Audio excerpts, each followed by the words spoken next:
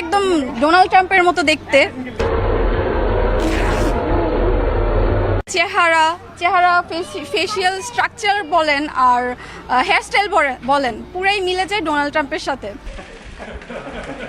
আসন্ন ঈদুল আজহা উপলক্ষে নারায়ণগঞ্জের এক গোলাপি মহিষ এখন আলোচনায়।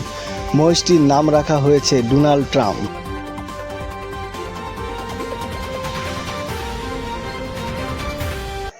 নারায়ণগঞ্জের পাইকপাড়া ইউনিয়নের রাবেয়া এগ্রো ফার্মে গরু, মহিষ, ছাগল, ভেড়ার পাশাপাশি এই গোলাপি রঙের মহিষটিকে দেখা গেছে।